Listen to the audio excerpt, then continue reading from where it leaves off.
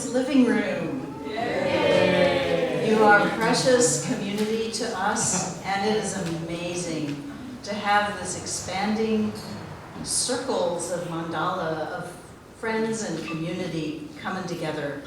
Family. And family. It's beautiful. So it means a lot to us. Thank you for being here. Can we meet your family? Yes, immediate family. Daughter Laura, stand up. Laura's mom, my second ex, Joy, stand up. And her husband, Stanhope.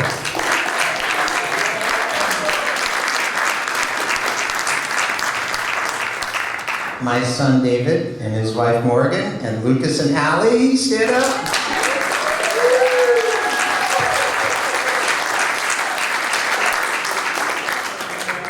Oh, wow.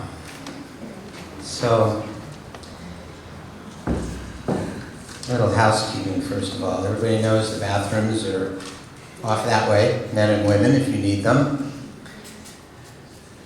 Concert is going to be as efficient as we can make it, followed by the amazing chocolate raspberry cake. Yeah.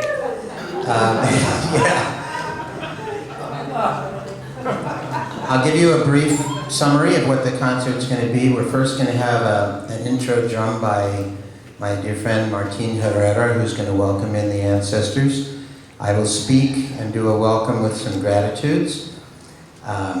Then we will have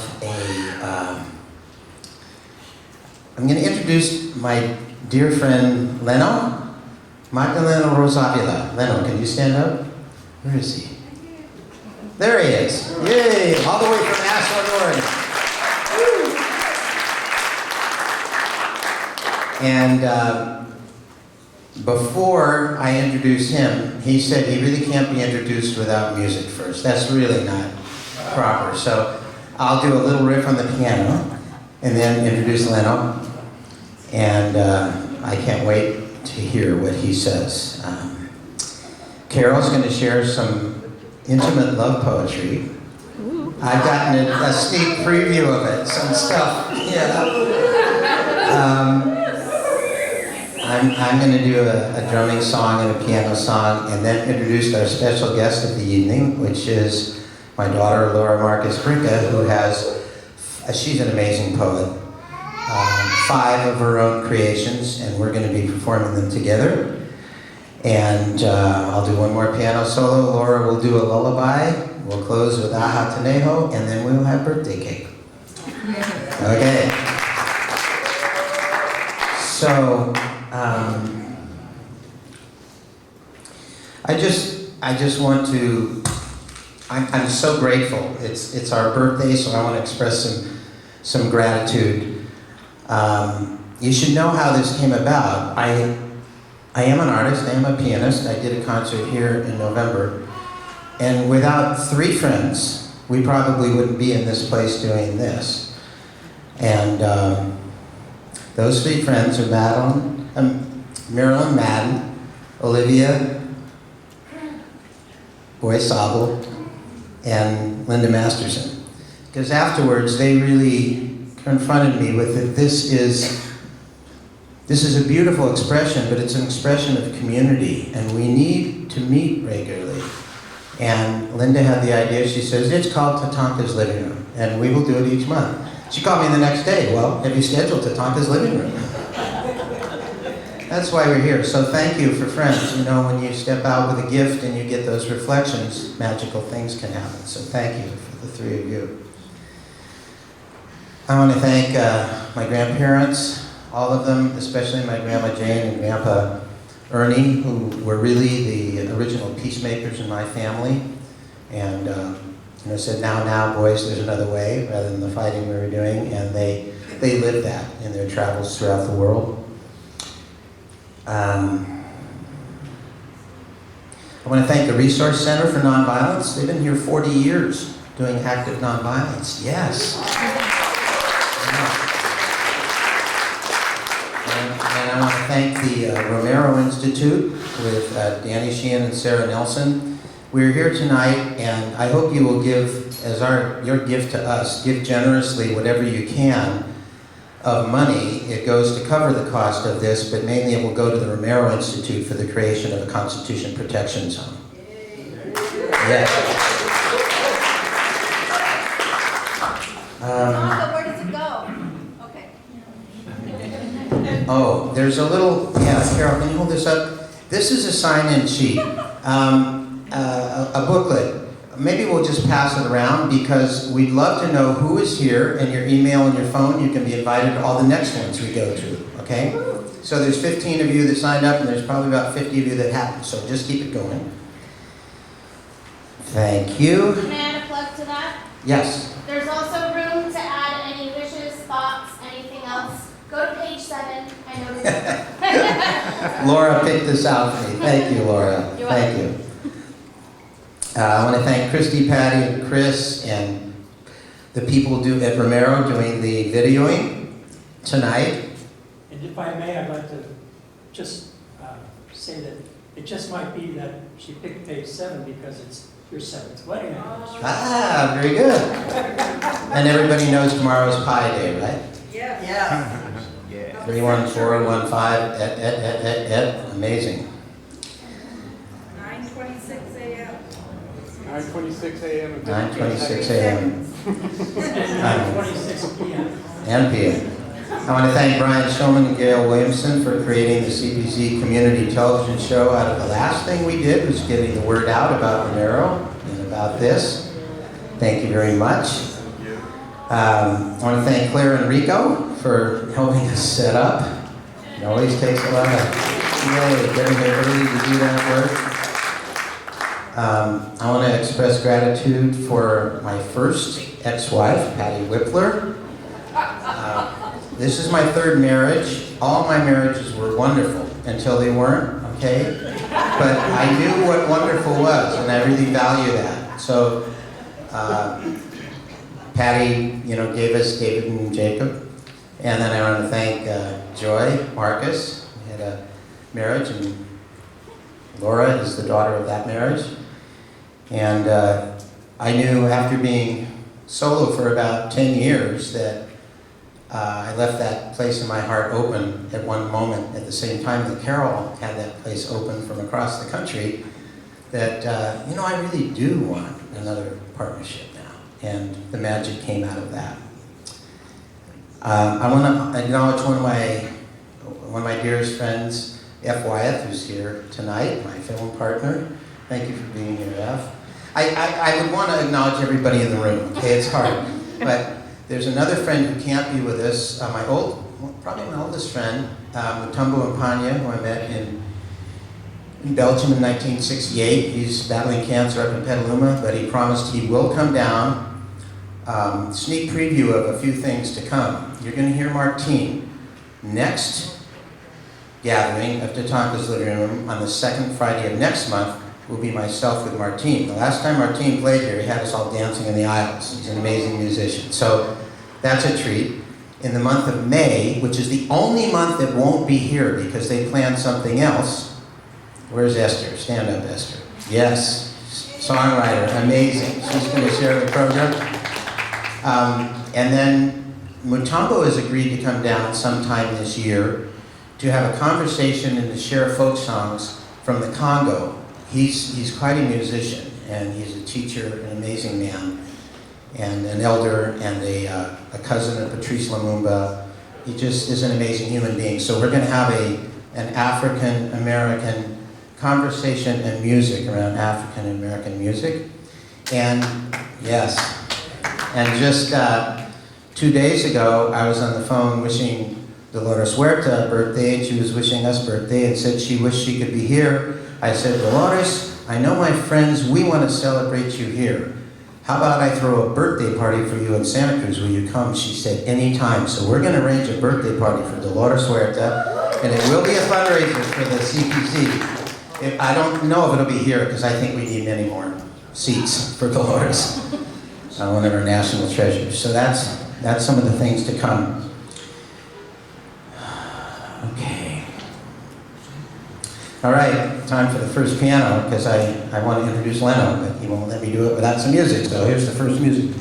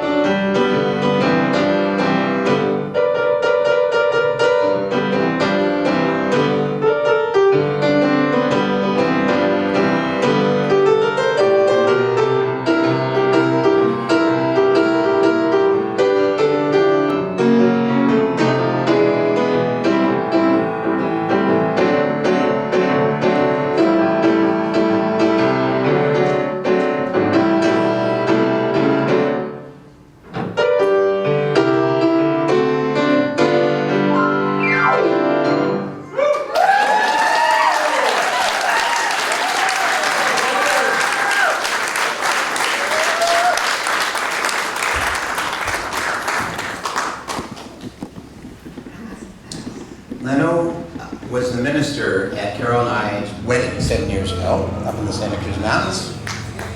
He's a dear friend and ally in the movement for social justice. He was working farm workers out in Colorado when I was in California.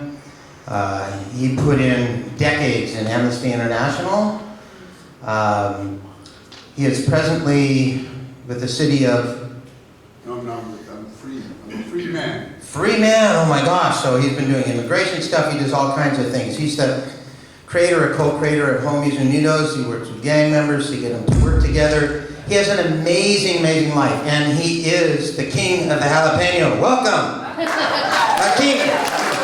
Leno, Magdaleno Rose Avila.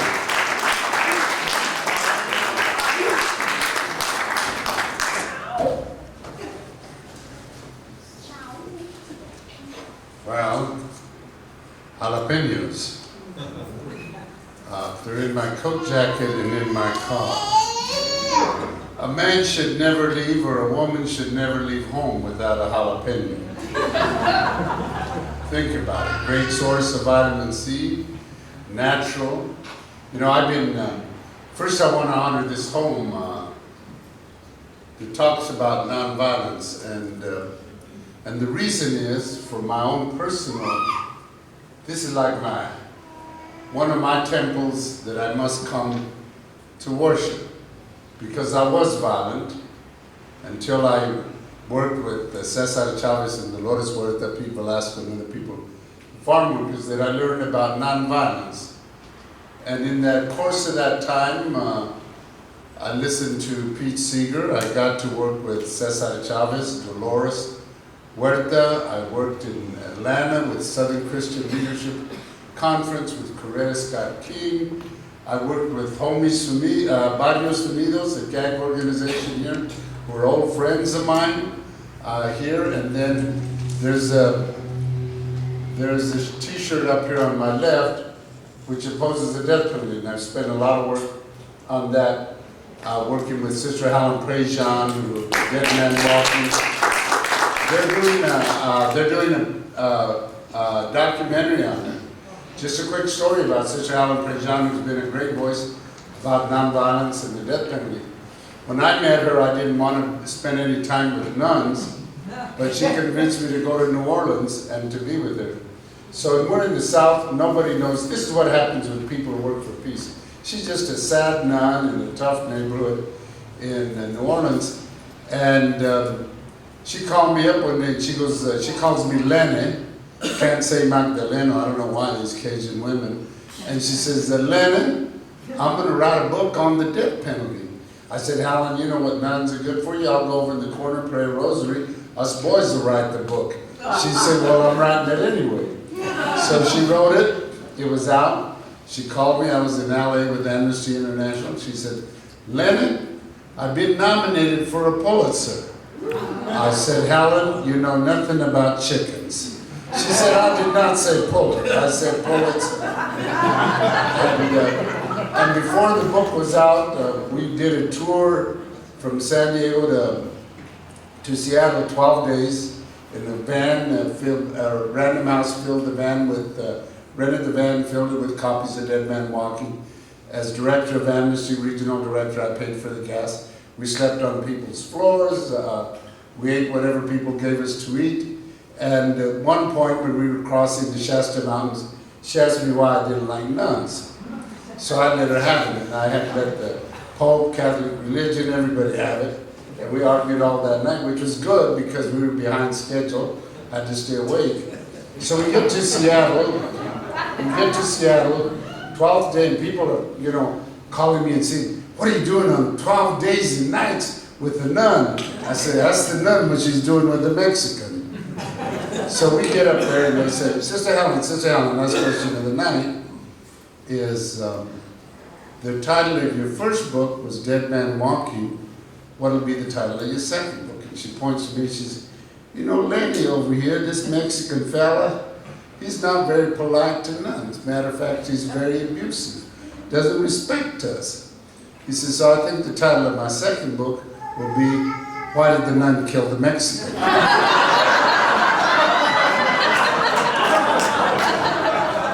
I said, so I called her up when she was writing her second book, and I said, Sister Helen, what's the title of the book? Because, you know, I'm worried. And she said, it's The Death of Innocence. And I said, am I in the book? She said, Lenny, you never had any innocence for it to die. But 3 weeks ago, I was with Sister Helen and visiting a center that a friend of hers started 25 years ago in Nicaragua that trains, does nonviolence work and trains women in raising their self-esteem and for them to stand up as women. So we go once a year for a week and support the center. But I think that's about peace. And I just want to tell you why I may have to leave early tonight is that for one reason I can only take so much of Tatanka. You know, when you love somebody, you should be honest. You know, why lie to him and say I can take him for 12 hours? That's your job, you know. 12 women gave it up, you got it now. I feel sorry for you. But I'm going, the other reason I'm going is I've been having really long hours. We're fighting for some GMO issues in Oregon, and so we won an election there in Jackson County to remove all GMO. Last May, won by 66%. Now Monsanto's suing us, so I'm fighting on that, raising money, and for our lawyers. And then some miracle happened. I have family in the Dominican Republic, so I'm flying there tomorrow. I'm going to meet with farmers there. I'm going to do my first long speech in Spanish about GMOs, semillas transgénicas, and then I've been invited to the former president's foundation, which are all, you know, they lean a little bit this way, and so I'm going to talk to them about GMO, you know, because when you talk about violence, is the real violence we do is when we poison our people.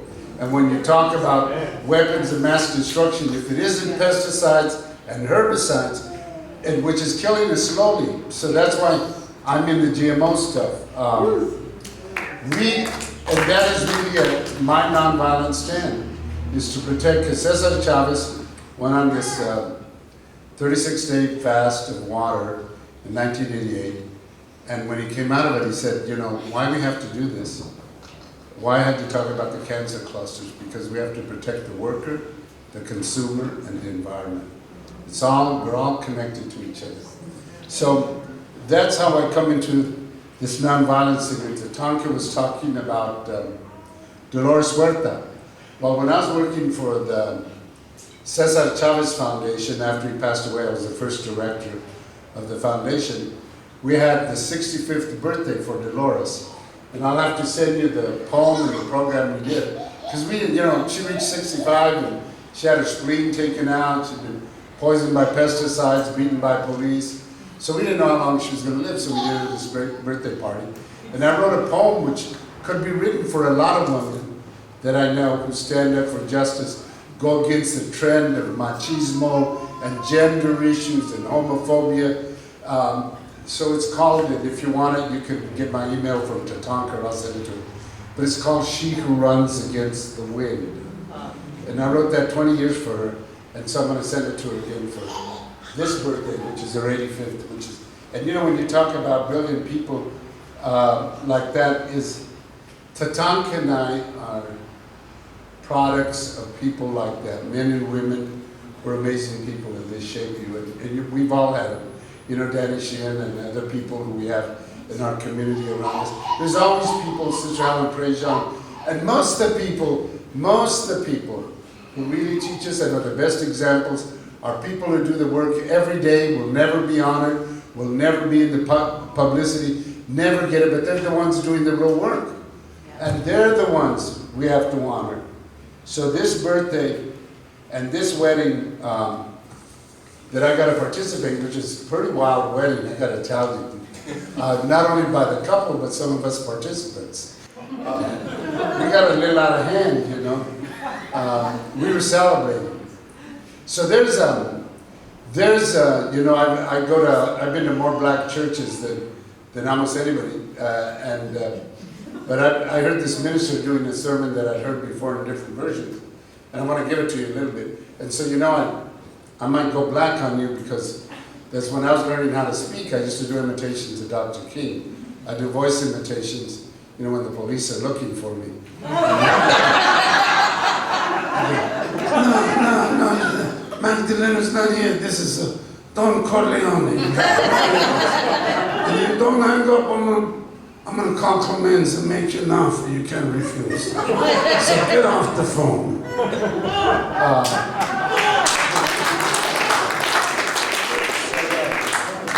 So the sermon goes something like this, because we all want to do something good right in life. And we always think we did something good. So have you done enough good? Think about it. Have you done enough good? Have you done enough good that when they come to arrest you, there will be enough evidence to convict you? Have you done enough good? Is it that clear? Doesn't mean you have to do public good, but you have to do personal good also.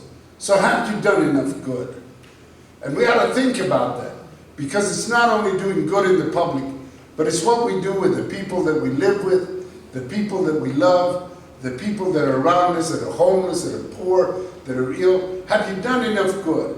And I remind people that while I do the public good, I have a sister in Oklahoma who has 2 autistic kids, and she does more good by 10 a.m. than I do all week by caring for those kids.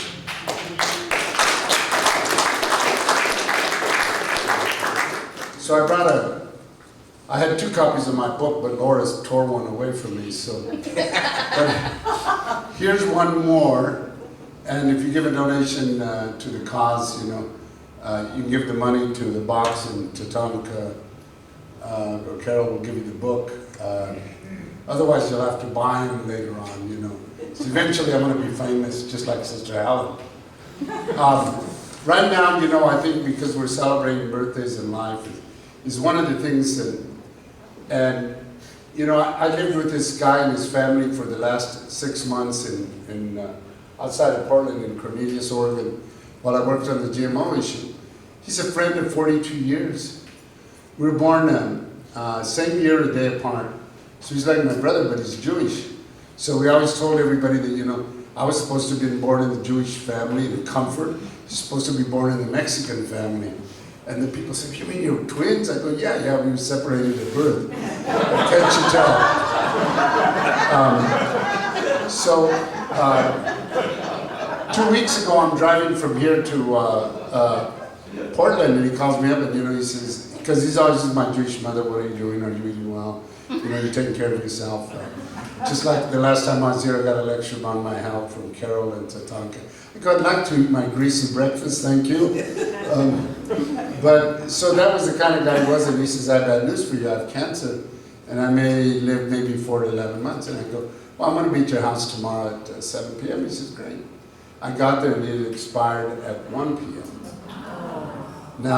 Now, what was great is he had the good sense to die on my bed so I could sleep with his spirit that night. And to me, that's very spiritual. But the thing is that I lived with this man and his wife, and there is love in his Carol and Tatanka's. And when you watch that love every morning, it was a celebration of his life every day when we were there. And I always celebrated with him when he did his phone calls. And I think, you know, one of the things that we forget, and this is why we're celebrating these, interesting that they have birthdays and wedding at the same date, you know. But I think it's important that we have these celebrations. And when we tell each other how much we love each other. Because sometimes we don't know when it's going to happen. That we don't see somebody again, or they move out of town, or, you know, some people accuse me that I can't remember their names. Well, old girlfriends, I never remember them. But I think you have to thank and hug each other and tell each other that you love each other. So right now, and then I'll do a little closing, I want you to get up and hug somebody, kiss them, tell them you love them, somebody close to you. So can you do that? Get up and give some love. Come here.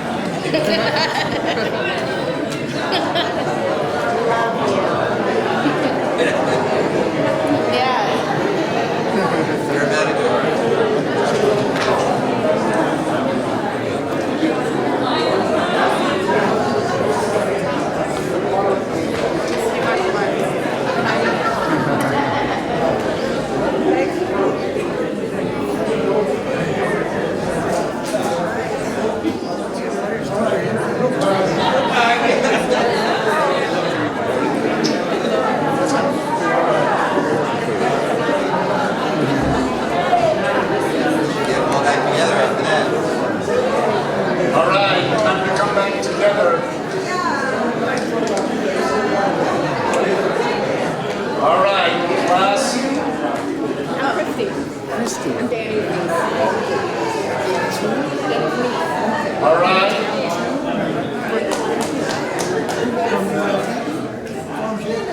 The first hug was appreciation. Second hug was deep love. And I don't understand the tongue action that some of you got involved in. But it looked gross from here. It's different when you're doing it, right? You're watching somebody else. You know, and in life we gotta laugh. We have so many pressures on us on our lives. So that's why we have to express our life. We have to love. We have to joke about each other. And you know, the one international thing that we have, and that's why I wanted Tatanka to play a piece, and why we're going to have a drum ceremony, is because the music is international, and it's the heartbeat of our souls. You know, when you hear the drum, that's our heart. It's beating, and when you hear the music, the piano, guitars, and the poetry. You know, I've been writing poetry since I was 11, because it was my escape and my way of expressing myself. But we have to have music, laughter, and love in our life. And you know, when I worked with gangs and we were able to give them that, we got rid of the violence and you open up a new chapter on love. And when you love, you cannot hate. You can hate, dislike the action of somebody, but you can't dislike the person because people are better than the worst thing they've ever done. Right? So, and that's what we got to remember. I'm also saying that if you see me doing something stupid, you can go, he still got some good in him. That's what he did Saturday night. But I think, you know, one of the things that it really doesn't matter how long you live. And Dr. King would always tell us that. Really doesn't matter how long you live, but what you did when you were alive. Doesn't matter how powerful your friends were, how much education you had. That really doesn't matter. You know, longevity have its place. We all want to live a long life. But if you live a long life and did nothing for somebody else, you haven't lived. So it really doesn't matter how long you lived, but what you did when you were alive. And it really doesn't matter the promises you made, but the promises you keep. You know, we're making promises every day. Tatanka will have lunch. Let's go swimming. Let's go on a hike. Let's go on a road trip. You know, we're always making promises. I'll face you. Promises we don't keep. Here's a good one. I'll love you forever. We're always, we're always making promises we don't keep. Now, because of this community, this center, because of Tatanka and Carol and everybody who's in here, who are great folks, is we have to keep a promise to them to help them keep their marriage strong, to be with them, and to be with each other as we continue to build this community of nonviolence. Gracias.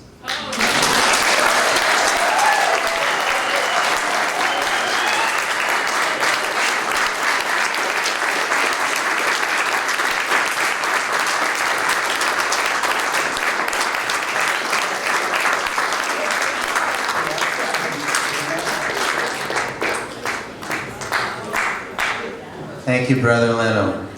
All right.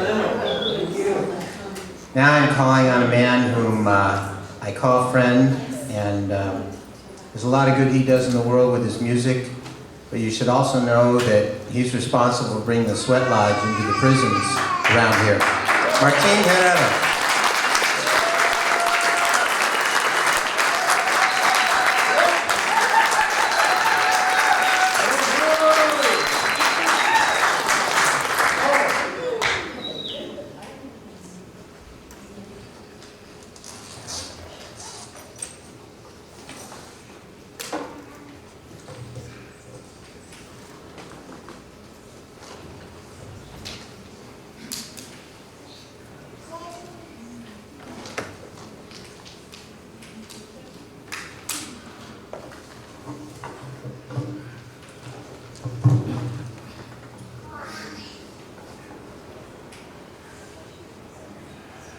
Oh, everyone, thank you for being here. Thank you for celebrating life with Carol and Tatanka and their family. And then all of us as a community, as one big, beautiful circle of healing. So today we're going to honor the 4 directions. So I would like to have you please stand up, because we're all participants of this celebration. We're all participants of the prayer. And the prayer is to say thank you for all that we receive, whether it's small like this or huge like that. That it all comes together as one. So we give our first prayer and we honor the first direction to the east behind me, this way. And we say thank you for a brand new day, a brand new life. Say thank you. Thank you. Thank you. Thank you. And then we go to the face, the south, where the sun is at its highest, where we grow spiritually in that direction, and we say thank you. Thank you. Thank you. Thank you. Thank you. Then we face the west, where the sun goes down, and we prepare ourselves in prayer. And we say, thank you, thank you, thank you, thank you. and we face the north for dignity, so that we may express ourselves in the best way we know how. And we say, thank you. Thank you.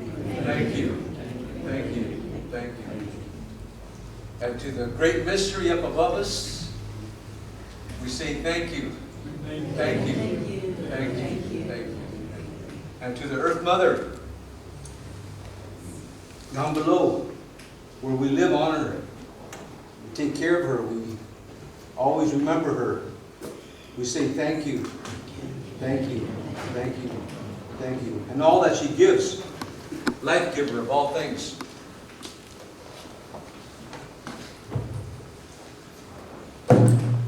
Thank you, thank you, thank you, thank you.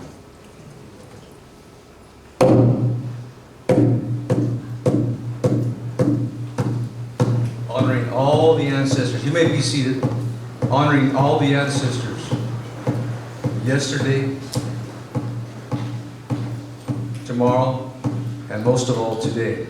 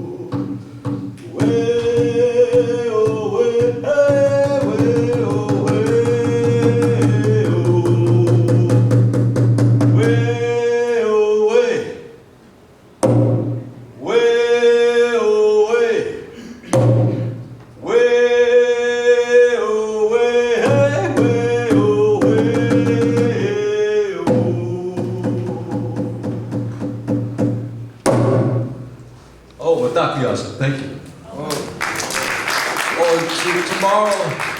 Tomorrow's the first day of the new year for the Mexica New Year, which is being held in San Jose on King Street there off the Story Road. So you're welcome to come. Sunrise ceremony, 6 o'clock in the morning. Be all tribes here from the United States, Mexico. So it'll be a great gathering of different type of tribes coming together and dancing and celebrating life and honoring the new year. Thank you.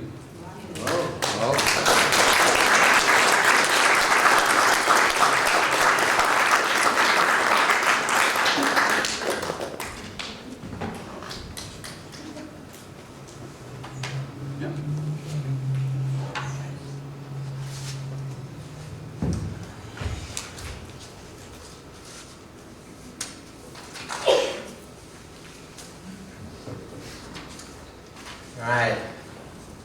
Now I get to introduce my sweetheart. Can you come up here? This woman is pure magic. I thank her every morning for the creation, all the work that she does effortlessly through the night to make sure the earth is still here. Amazing. I am so blessed. I am so blessed to have such love in my life. And the long story is it's the magic of the law of attraction. And there's a beautiful story behind it. But we know that that's real because it brought us from 3,000 miles away into each other's lives like that. So, Carol Lowenstein.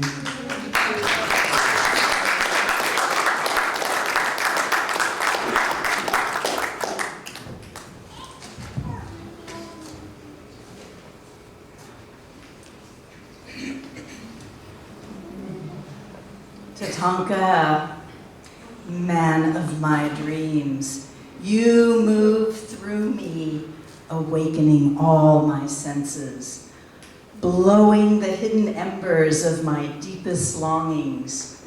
You're heating the glow. That was the first poem I wrote when we met each other. This is sort of a you're heating the glow. He gave me a pair of earrings with moon and stars. You've hung the moon and stars from my ears, dangling there where I hear your voice tones, even now.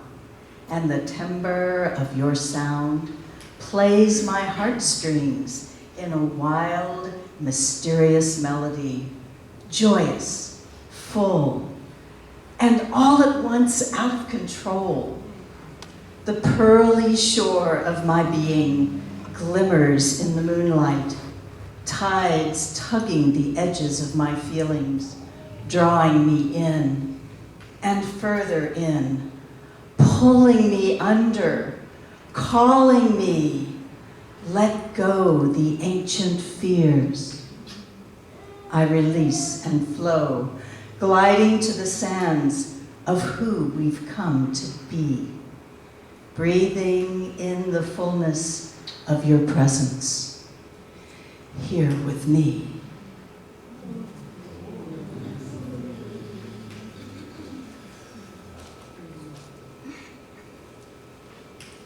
This is really, it's a celebration of love for everyone, you know. My heart is dancing in a swirling rush.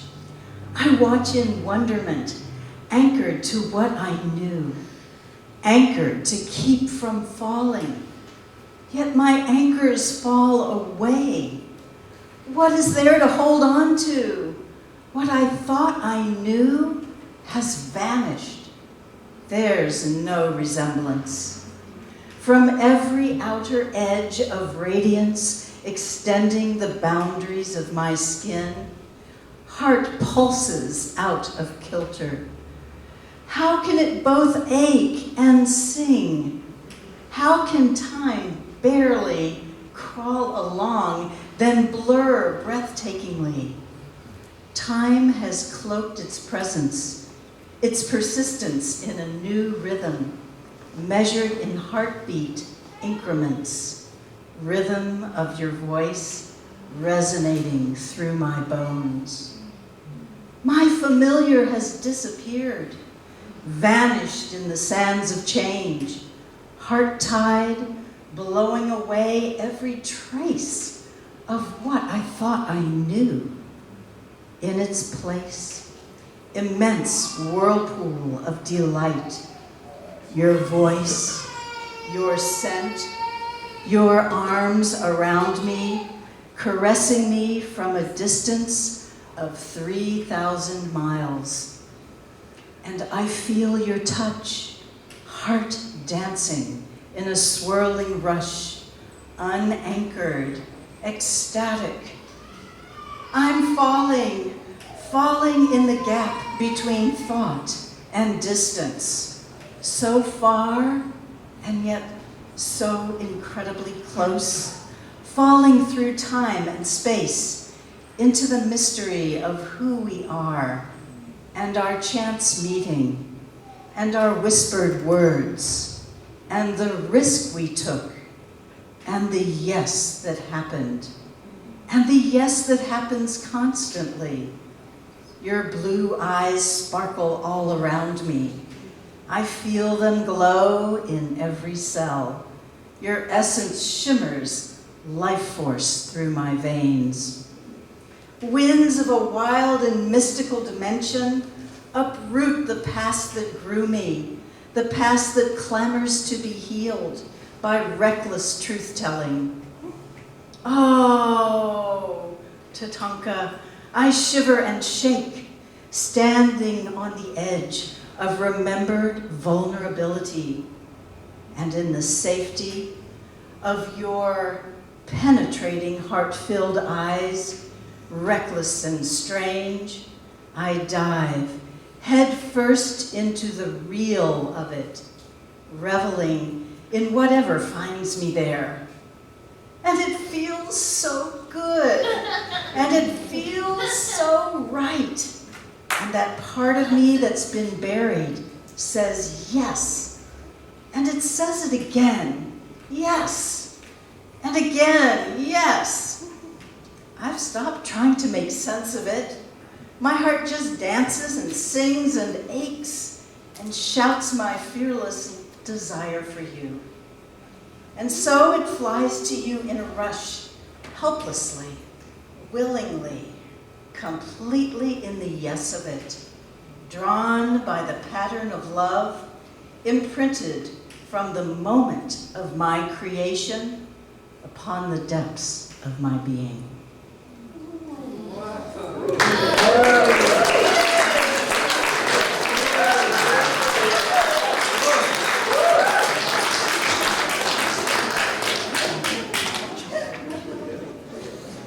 We are butterflies dancing in candlelight, casting shadows that loom and shift, vanish and reappear, flickering between worlds of light and form and shadow, waving wingspans, weaving interdimensionally, standing on shadows, leaping from air pockets, landing in candle glow.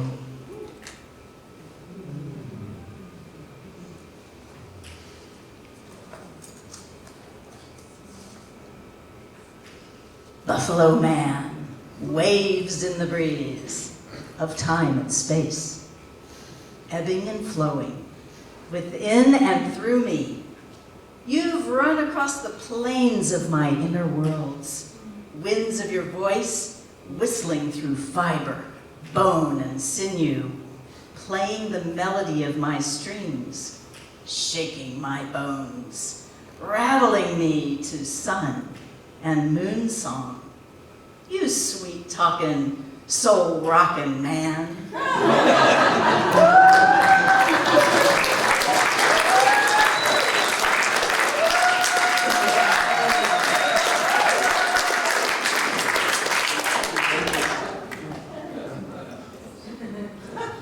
Tatanka, you moved right through the front door, past the porch, the bench, the wind chime, just walked in, and here you live. How'd it happen? You've taken up residence in the chambers of my heart. Like sandals I just slip on without looking, 'cause they fit so well. And easy. You slipped on in between the waking and the sleeping, and the planning and the planner, the 8, 9, 10, 11, and 12s of my days and nights. In the all of it. In the all of it all. From planner to wonder. Spontaneous, startling. In between the breaths of my doings and undoings. Here you are, Tatanka. My heart gets to dancing in a passion it knew it could remember, and it's stretching out its arms and legs, playing in the music, feeling sassy and wonderful, spunky and jazzed, with another heartbeat in its rhythm. Vividly, another heartbeat. New yet synchronized, astonishing, in between the breaths of my doings and undoings. Here you are, Tatanka.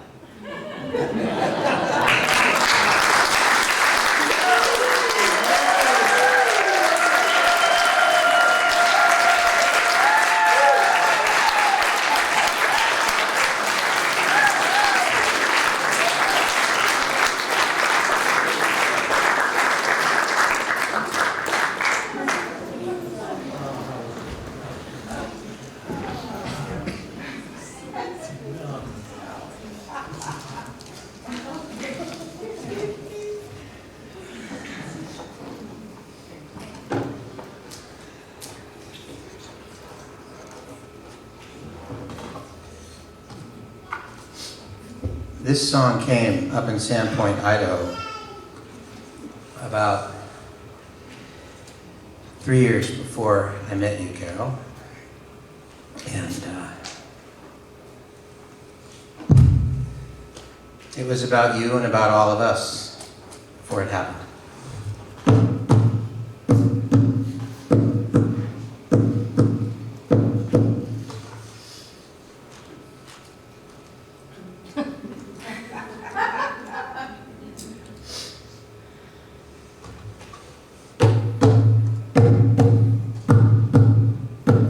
We live but a few moments.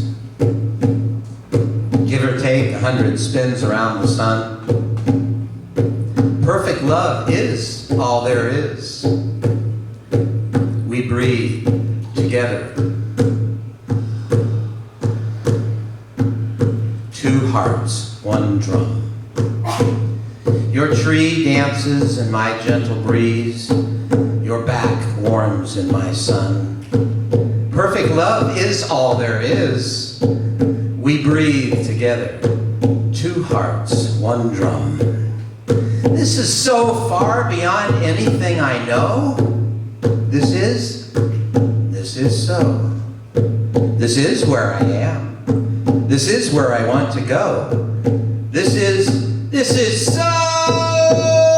My life is turned upside down. Sun below, earth above, doesn't matter now. Where I am, where I go, this is perfect love. We live but a few moments, give or take 100 spins around the sun. Perfect love is all there is. We breathe together, two hearts, one drum. Your tree dances in my gentle breeze. Your back warms in my sun. Perfect love is all there is. We breathe together, two hearts, one drum. Perfect love is where I am. All there is where I want to go. Perfect love is two hearts. All there is, one drum. This is perfect love. This is so all there is. We breathe, two hearts, together, one drum. We breathe, two hearts, together, one drum. Two hearts, one drum. Two hearts, one drum. Two hearts, one drum. One drum, one drum, one drum, one drum, one.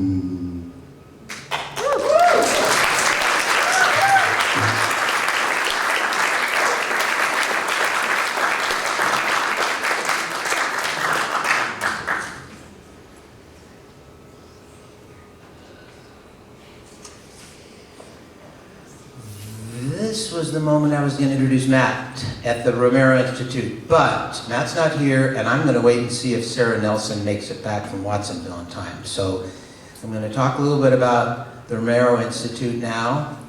How many of you here know Janie Sheehan and Sarah Nelson? Okay, most of you. True gifts in our community. True, absolute gifts right here in Santa Cruz. And their nonprofit is called the Romero Institute. They used to work with the Christic Institute that was shut down by the first Bush administration when Danny uncovered the Iran-Contra scandal and was about to prosecute those people. Later opened the Romero Institute after Archbishop Romero.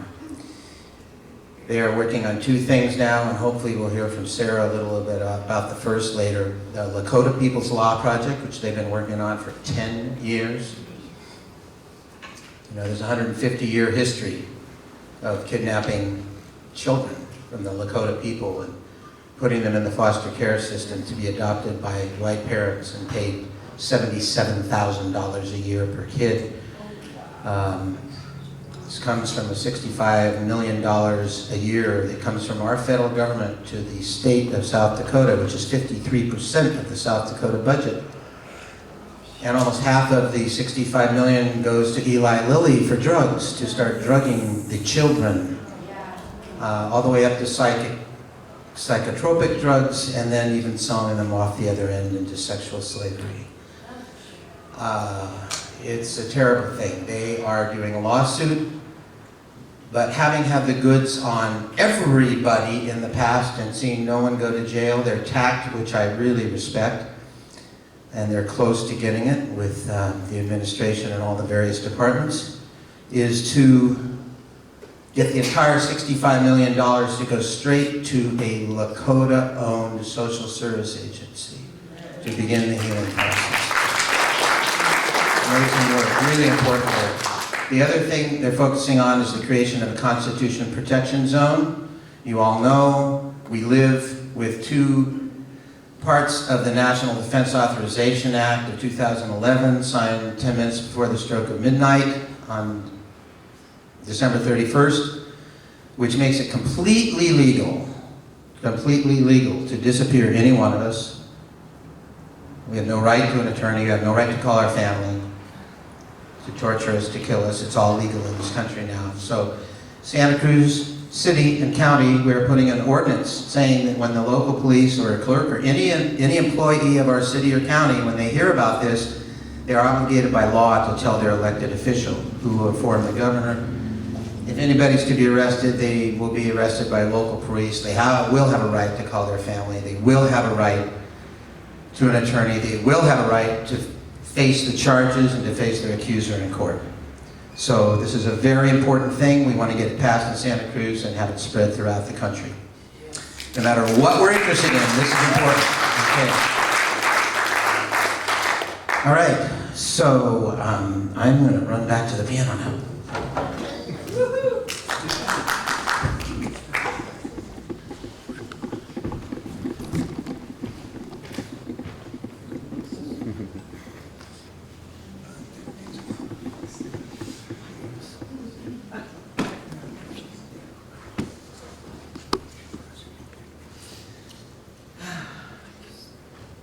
We did dance on our wedding night to the song.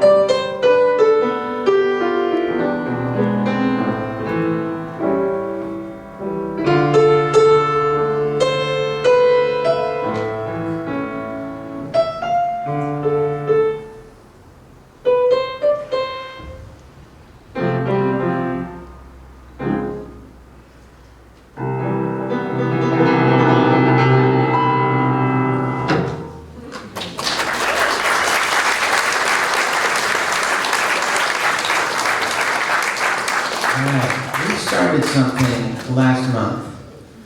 I'm going to do it again. So this is an exercise of each of us finding our voice and listening at the same time. Something we need to do, right? We need to speak our truth, but we need to be aware of what's coming back. We need to be aware of each other. So I'm going to do a brief, very brief, little guided meditation, and then when it is silent, the first person that starts oming something, I will play off it, and everyone will come in wherever you want, on the note, doing harmony. I will play off that, and we'll get a nice sweet rhythm going, but it's going to change, okay?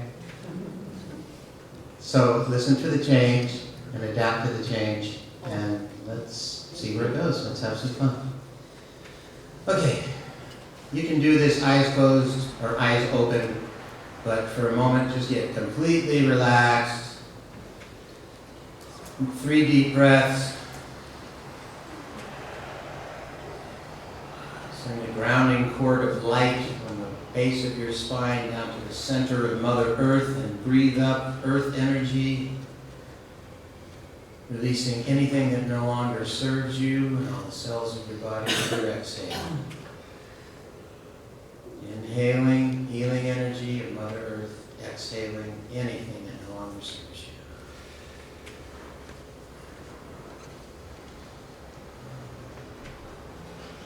And now, at the base, tip of your skull and your crown chakra at the top of your head, open a little ray of light.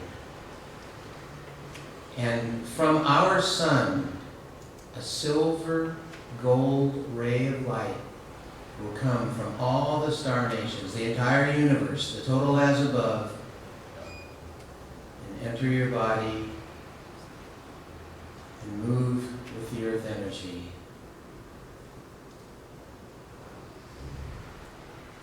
Feel your earth energy coming up through the back of your spine, around at your neck, and down the front in a circle. And then feel the star energy coming and joining that in a perfect DNA weave. So we are poised on the earth. We're earth people from the star nations. A perfect as above and sub below mixture for each individual. Lastly, I want you to call your aura back within an arm's length of your body and intend that it be in present time. So you're basking in your own energy. Relax in that, and the first voice that goes, we will follow. They saw a swallow building her nest. I guess they figured that she knew best, so they built a town around it, and they called it Mobile. They took a swampland, filled it with steam, and then the swamp became a dream, and they built a town around it, and they called it Mobile.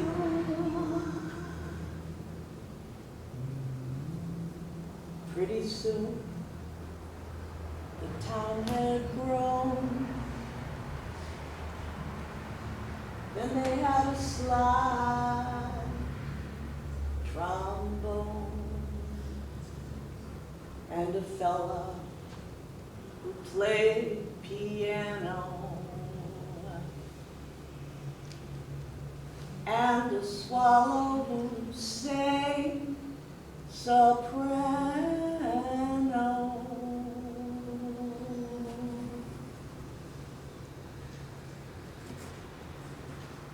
If you are wondering where you should go. It's on the Gulf of Mexico, where the southern bells are ringing, and the climate's ideal.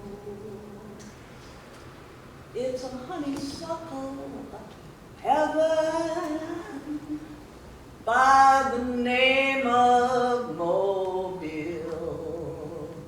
I really wish somebody would take it from here.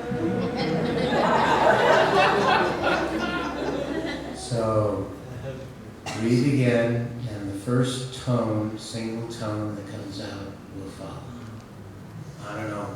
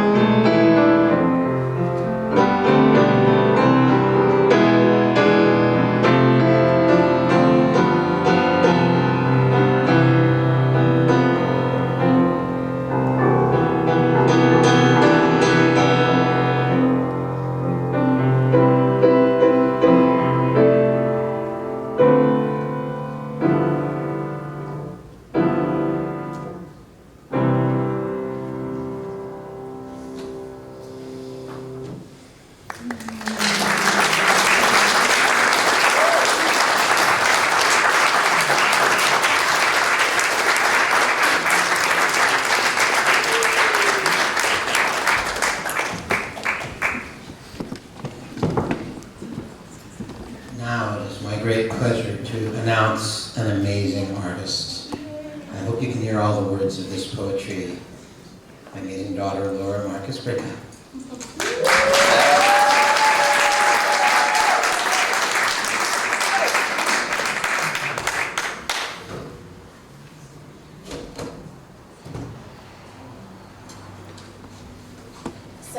Before we start, I just wanted to say how wonderful it is that this place is called Tatanka's living room, because I grew up playing music in the living room. And so it makes me feel a lot more comfortable, because that's where I typically play music, is the living room, not in front of people.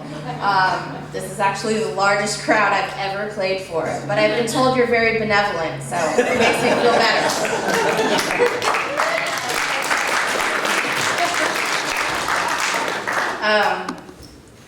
And I guess I want to honor for a moment my father and my mother for being the musical influence in my life.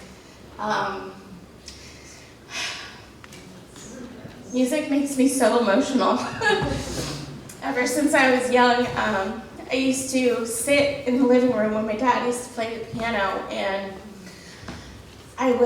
sometimes I would just sit and listen, and sometimes I would go get my journal and I would just start writing and writing and writing and writing, and other times I would just sit and cry, and there was no thought associated with the tears. There was no conscious connection of what those tears were.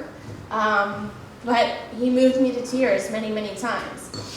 And like he just did now. So I'm gonna try to make it through the performance without crying. I don't usually cry from my own music, I cry from others. But I also want to encourage any children here who want to get up and sit on stage or sit under the piano while we play the piano. That's also something that I grew up with as well. And at a place my parents got married, the Bach Dancing and Dynamite Society. When I was really young, they were so wonderful. They would, let me basically go and do whatever I wanted. So I ended up on stage a lot of times at like 2 or 3 years old. And I used to love sitting under the grand piano while the musicians were playing, because I would feel the vibration of everything so much. And so I don't know if the combination of all these formative music experiences in my years is the reason why I'm so emotional about music, as though it's like in my cells, in my DNA. But I just, so any children who would like to join in and get a little closer, please feel free. Or if your, inner child feels the need to do so, that's okay too. And I think this first song we're doing, this one, yes? Yeah. Okay. So this first song is actually, it's a song I wrote while I was staying for a weekend at F's house, actually. Where's F? Thank you. I spent a weekend there, just a solo weekend retreat. And I ended up writing 3 songs while I was there that just boom, boom, boom, boom, they all came out. And it doesn't have a title either.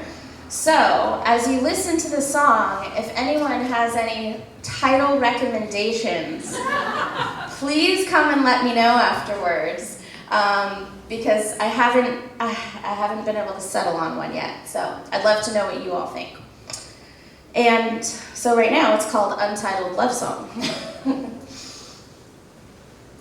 have to do some adjusting.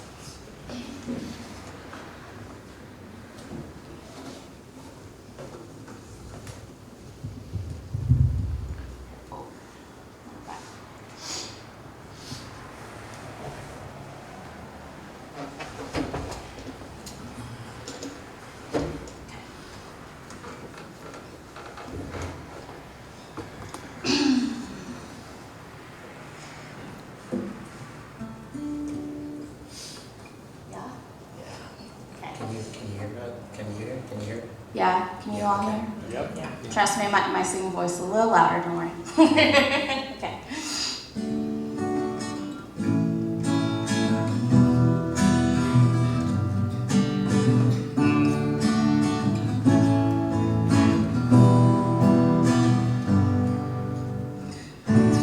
I admit I am probably in love, but I tell myself it's just a little crush. I won't let myself believe, 'cause I couldn't bear to lose you, even in my dreams.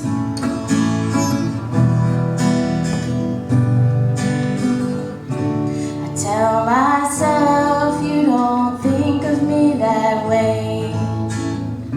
I shouldn't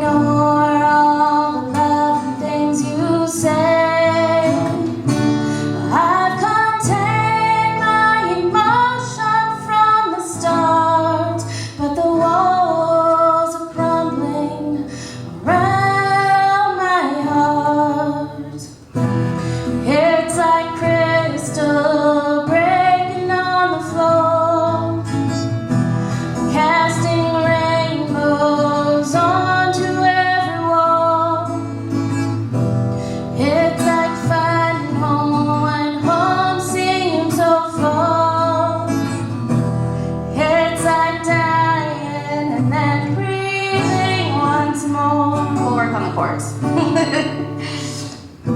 ahead, keep going.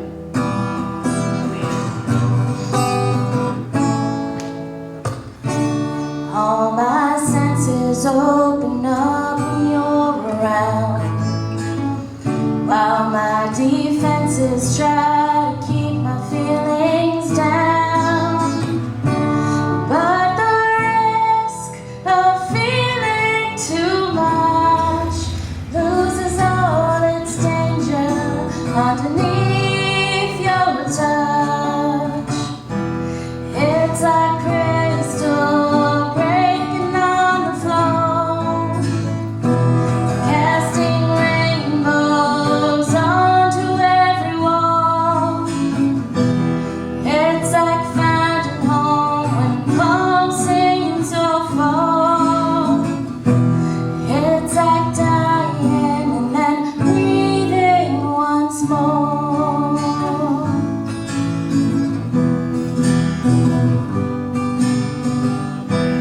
Please don't ever let me know if you don't feel this way. My heart would rather bleed out slow than break and never love again.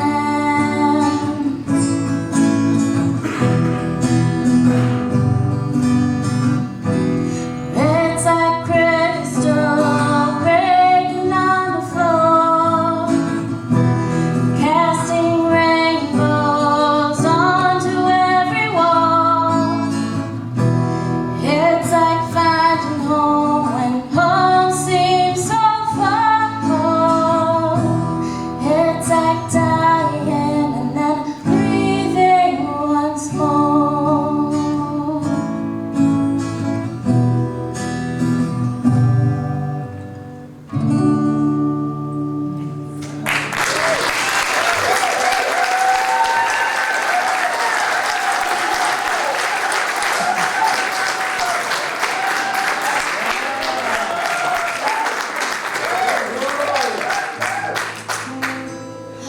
Okay.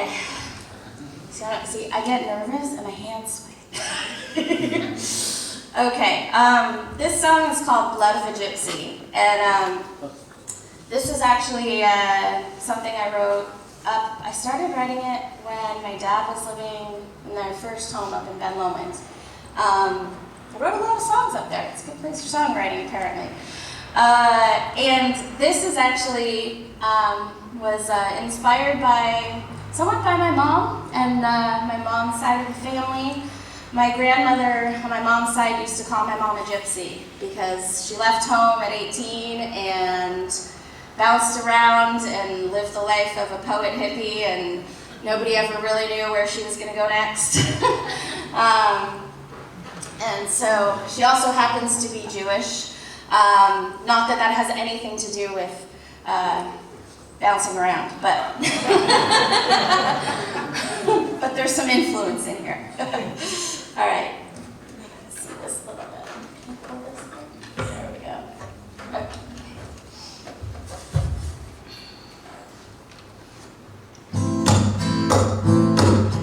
I got the blood of a gypsy in me. I got it running through my veins. I can see my mother's story. I can hear my grandma's mourning. I can feel all their joy and pain.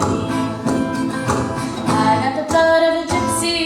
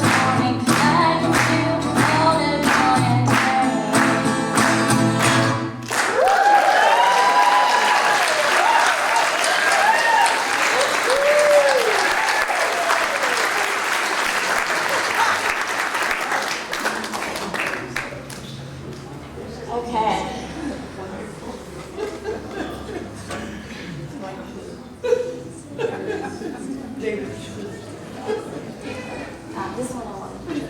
Okay.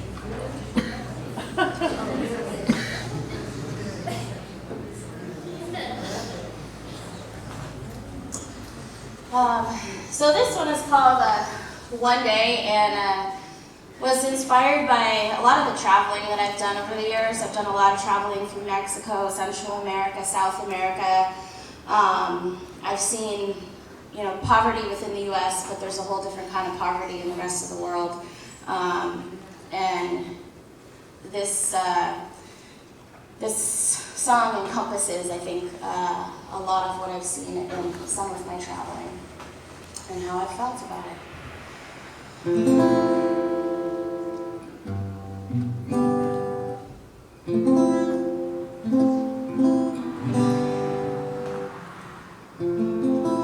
Looking at the man sitting next to me, wondering how he feels, watching his country waste away from crooked deals.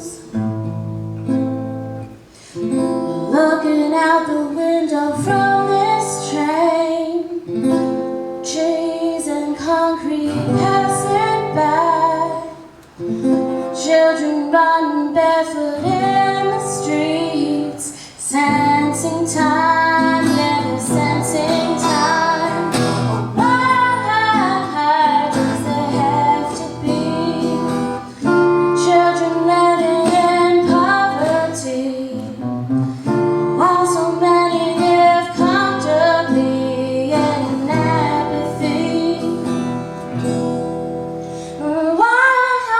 Why do we live this way, while children can't afford to play, when they spend every night and day hungry and afraid? Looking at their faces staring back at me, wondering how they feel, watching me sitting comfortably with a warm meal, wishing I could break this window pane, wishing I could stop this train, wishing I could change the world again for just one day, even just one day. Why does there have to be children living in poverty, when so many live comfortably in apathy? Why do we live this way, while children can't afford to play, when they spend every night and day hungry and afraid?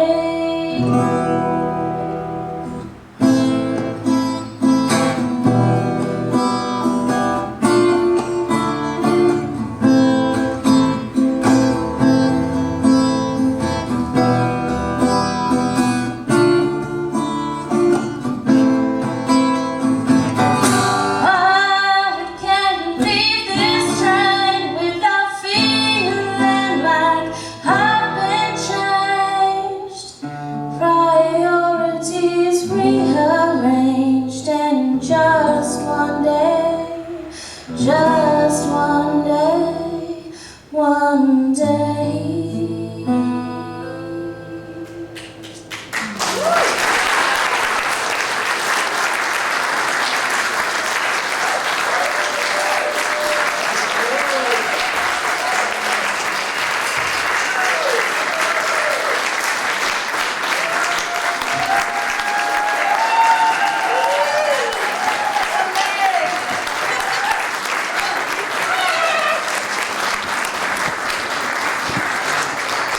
Laura has one song here on the piano, and then I do one number, and then she has a lullaby to close out.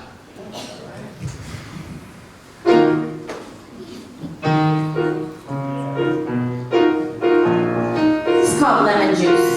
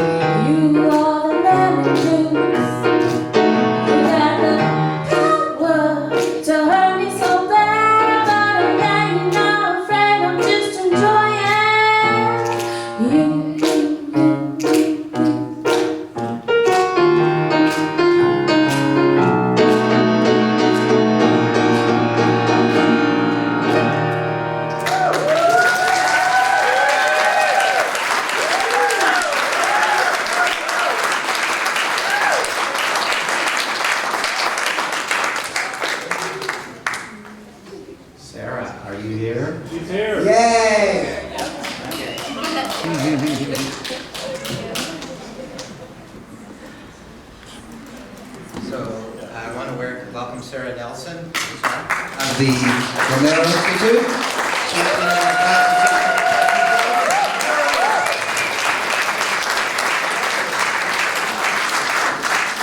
Thank you so much for who you are, all your service, all your wonderful work throughout the years. We love you. Happy birthday.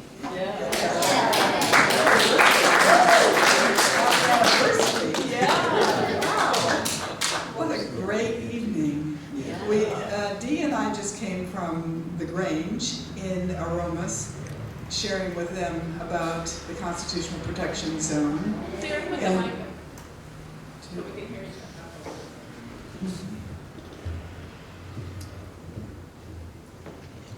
Can you hear me now? Yes. Oh, that's much better. Dee and I just came from the Grange in Aromas, where we were talking about the constitutional protection zones, and a lot of their folks are from Monterey County and other places, but they're going to take the information to other Granges and share with people and start dialogue going about the importance of this. They were a wonderful community, just wonderful. So anyway, it was great coming back here and feeling this wonderful energy in this room. I mean, how great it is when everybody gets together to celebrate things that are really important, like anniversaries and birthdays. So anyway, Tatanka asked me if I would say something about CPZ. I think most of you know what Constitutional Protection Zone project is all about. I realized tonight when we were talking with the Grange that some people weren't completely clear about what our constitutional rights are. And one person was raising questions about, well, hasn't the Supreme Court already made several rulings that say that the police are supposed to protect the society, not the individual? And I'm like, oh, I'm sure that's not true. But Danny wasn't there because Danny's on an investigative trip for a month, but I knew that wasn't true. So we called him in the phone afterwards, and he was more than clear that that's simply not true. Our constitutional rights, just to review them just for a second, we have the right to free speech. We have the right to assembly. We have the right to protest our government, to criticize our government. We have the right to freedom of religion, and we have the right to due process, which means that if we get arrested, we have the right to call our family, to get a lawyer, to find out what our charges are, to be able to defend ourselves, to have a jury of our peers. Those constitutional rights take precedence over all other statutes, all other laws. They are the most fundamental rights. And constitutional attorneys, which Danny is a constitutional attorney, are always looking in legal situations to see if there's a constitutional legal position that can be taken, because it'll take precedence.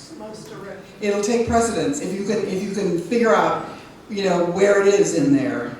And as you all know, what we're trying to do here is we're trying to protect our constitutional rights in Santa Cruz, in the county of Santa Cruz.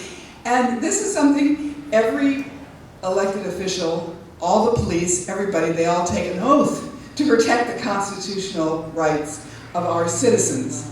So we're not asking for anything that isn't already accepted as something that you can't even be a police person or a representative on the council or the city council without taking this oath, but it's under attack.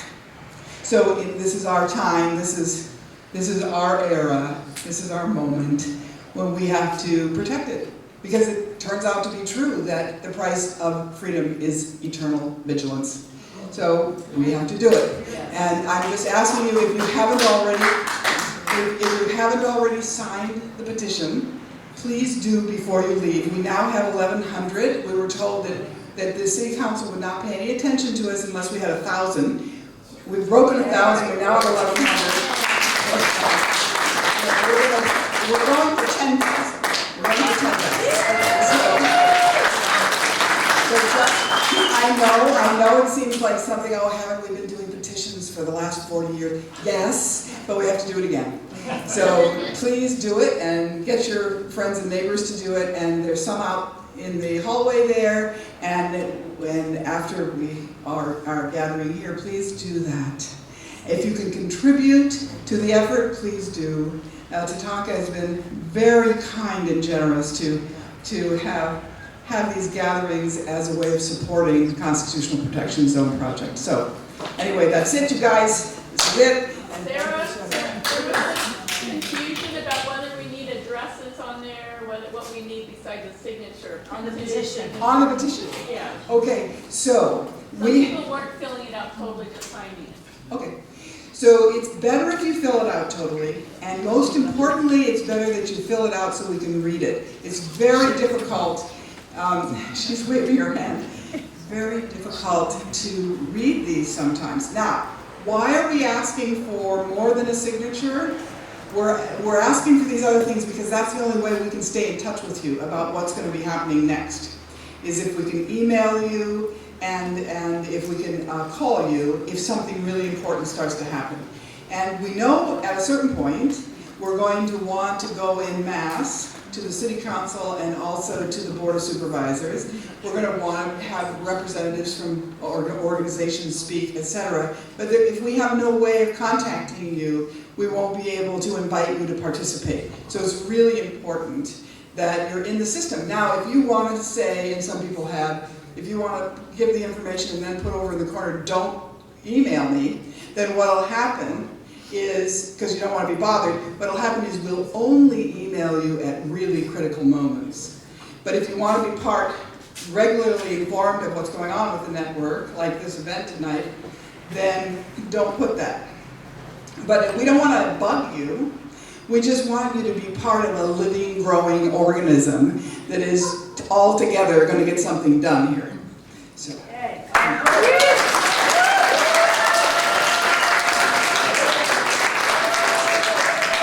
Thank you so much. While Laura is, yes. Do people need to be a resident of Santa Cruz County to sign it? No.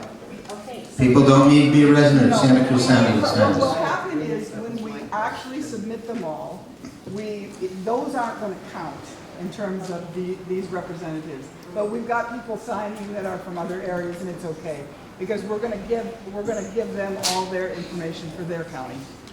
That's another reason why we want your address too. It helps us to verify that you are a resident of the county. I suppose that clean air and healthcare are outside the purview of this. Clean air and health care, well, we're all really concerned about both of those things. It's outside the purview of the Constitutional Protection Zone, but not outside the purview of the Romero Institute's concerns. Okay. Yeah. Thank you. Is it happening in any other county? No, Well, Laura, would you come up and prepare for the final song here? And while she's doing that, I do also want to recognize Lindy and Lance Leonard are the creators of bioluminescent spirulina, the purest form of spirulina on the planet. All of us are breathing, drinking radiation now, and this is the one thing that the Soviets have called medicine. It was used after Chernobyl to help the kids with cancer. So, right here in Felton. Yay, thank you.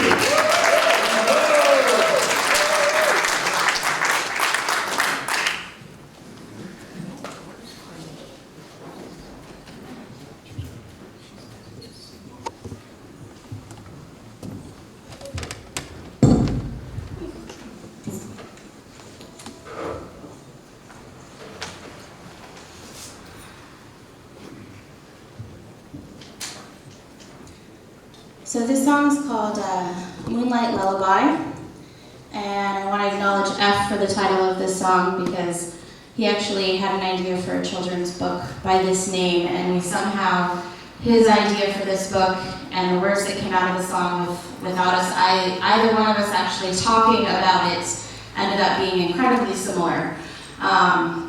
So he let me steal the name because I didn't have a name. And the song tonight is dedicated to my niece and nephew, Allison and Lucas. I don't have have children of my own. If I did, I would sing this to them. But you guys were actually the inspiration for this song. I took care of them from the time that they were itty bitty bitty babies. I spent a lot of nights rocking them to sleep. So this is for both of you.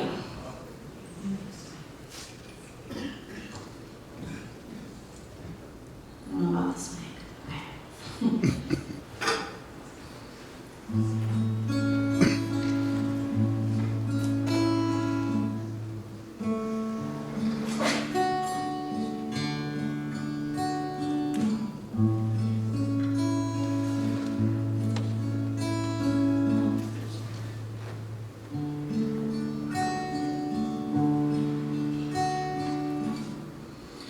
The moon is out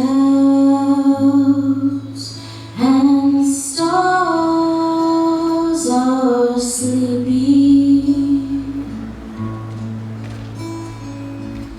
The sun is gone, but its warmth lingers on.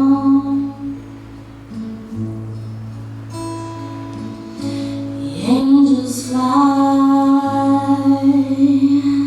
to keep you safe at night,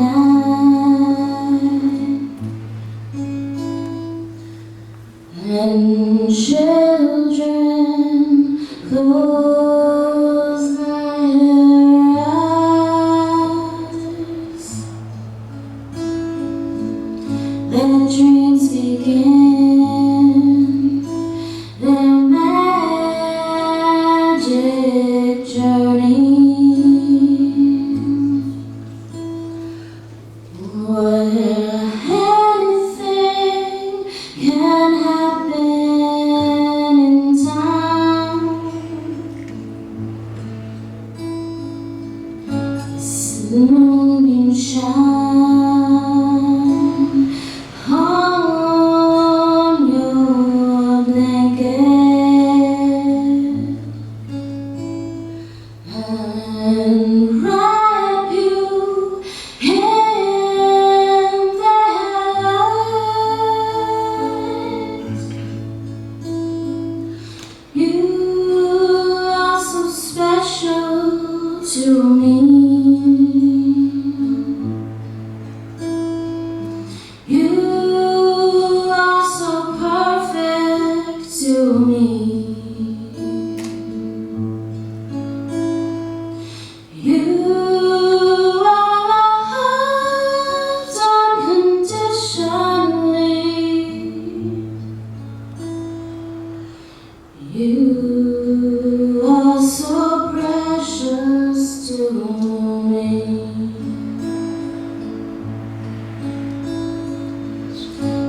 The moon is out and the stars are sleeping. The sun is gone, but its warmth lingers on. The angels fly to keep you safe at night, and children close their eyes. My darling, close your eyes.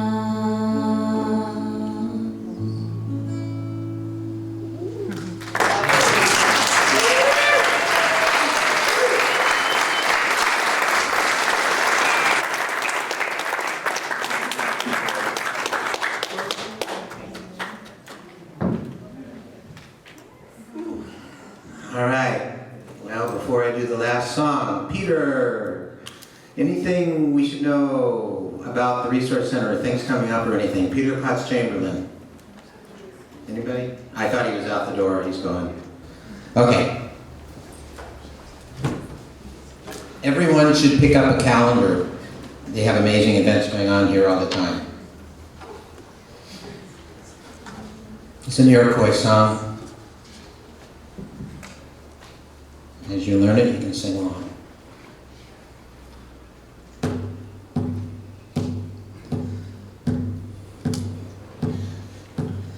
Ah, Tanea, ah, Tanea, ah, Tanea,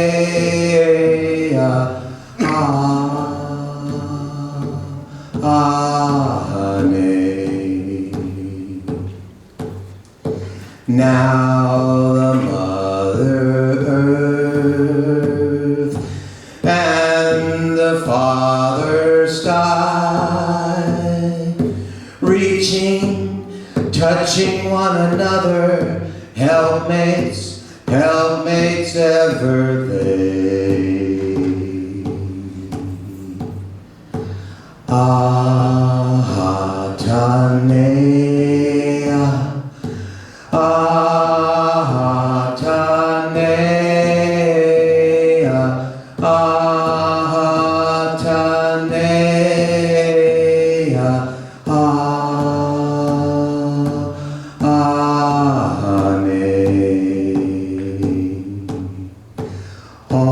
all is beautiful, all is beautiful, all is beautiful indeed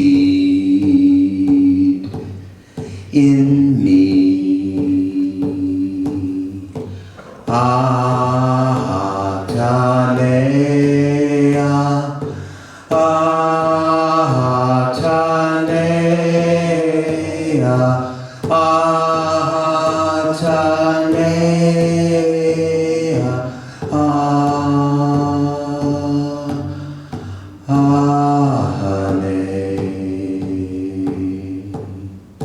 now the Mother Earth and the Father Sky, reaching, touching one another, helpmates, helpmates ever they. Ah, Tanea, ah, Tanea,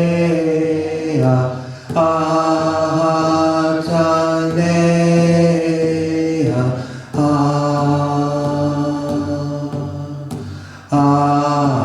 Tanea, all is beautiful, all is beautiful, all is beautiful indeed in me. Ah, Tanea, ah, Tanea, ah, Tanea,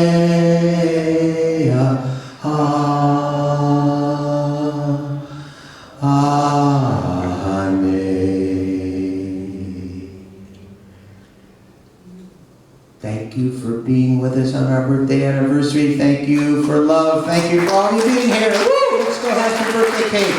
And we've got an hour or so you can hang out if you want.